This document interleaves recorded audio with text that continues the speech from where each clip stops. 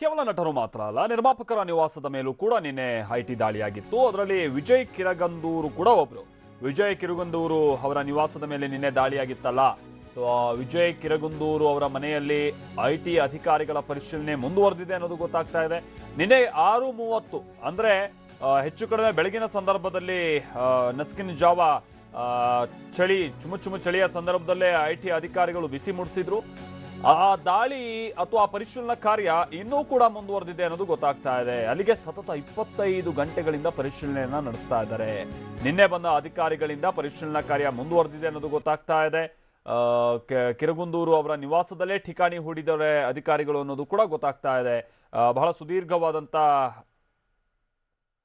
ವಿವರಣೆಯನ್ನ ಪಡಿತಾ ಇದ್ದಾರೆ. ಬಹುಶಃ ಭಾಗ್ಯ ನಮ್ಮ ಪ್ರತಿನಿಧಿ ಇದಕ್ಕೆ ಸಂಬಂಧಪಟ್ಟಂತೆ ಮತ್ತಷ್ಟು ಡೀಟೇಲ್ಸ್ ಅನ್ನ ಕೊಡ್ತಾರೆ. ಭಾಗ್ಯ, ಹಾಗಾದ್ರೆ ನಿನ್ನೆ ರಾತ್ರಿಯಿಂದನೂ ಕೂಡ ಸ್ವಲ್ಪವೂ ಬಿಡುವಿಲ್ಲದೆ ಅಧಿಕಾರಿಗಳು ಮುಂದುವರೆಸಿರುವಂತ ದಾಳಿನ ಇದು ಭಾಗ್ಯ. ಹಾಗಾದ್ರೆ ಇವತ್ತು ಎಷ್ಟೊತ್ತಿನ ತನಕ ಮುಂದುವರಿಬಹುದು, ಏನ್ ಕತೆ ಭಾಗ್ಯ?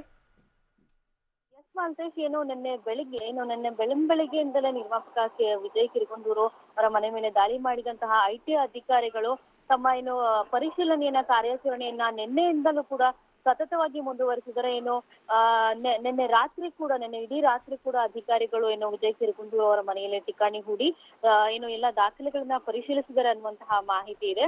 ಯಾರೊಬ್ರು ಅಧಿಕಾರಿಗಳು ಕೂಡ ಮನೆಯಿಂದ ಹೊರಗೆ ಹೋಗಿಲ್ಲ. ಜೊತೆಗೆ ಕುಟುಂಬಸ್ಥರು ಮನೆಯಲ್ಲಿ ಯಾರ್ಯಾರಿದ್ರು ಎಲ್ಲರೂ ಕೂಡ ಮನೆಯಲ್ಲೇ ಇರುವಂತಹದ್ದು, ಯಾರು ಕೂಡ ಆಚೆ ಹೋಗಿಲ್ಲ. ಸೊ ಅಧಿಕಾರಿಗಳು ಕೂಡ ನಿರಂತರವಾಗಿ ಮನೆಯಲ್ಲಿ ಇದ್ದು ದಾಖಲೆಗಳನ್ನೆಲ್ಲ ಪರಿಶೀಲಿಸಿರುವಂತಹದ್ದು.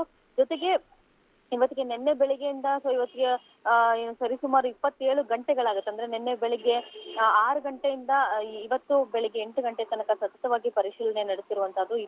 ಸುಮಾರು 27 ಗಂಟೆಗಳು ಕಳೆದು ಹೋಗುತ್ತೆ. ಸೊ ಇವತ್ತು ಕೂಡ ಮಧ್ಯಾಹ್ನದ ತನಕ ಪರಿಶೀಲನೆ ಮುಂದುವರಿಯುತ್ತೆ ಅನ್ನುವಂತಹ ಮಾಹಿತಿ ಇದೆ. ಸದ್ಯಕ್ಕಂತೂ ಅಧಿಕಾರಿಗಳು ವಿಜಯ್ ಕಿರಗಂದೂರು ಅವರ ಮನೆಯಲ್ಲಿ ಠಿಕಾಣಿ ಹೂಡಿರುವಂತಹದ್ದು, ದಾಖಲೆಗಳ ಜೊತೆಗೆ ಎಲ್ಲವನ್ನು ಪರಿಶೀಲನೆ ಮಾಡ್ತಿರುವಂತಹದ್ದು. ಸದ್ಯಕ್ಕೆ ಮಧ್ಯಾಹ್ನದ ತನಕ ಈ ಪರಿಶೀಲನೆ ಮುಂದುವರಿಯುತ್ತೆ ಅನ್ನುವಂತಹ ಮಾಹಿತಿ ಇರುವಂತಹದ್ದು. Maltesh, okay, thank you Bhagya.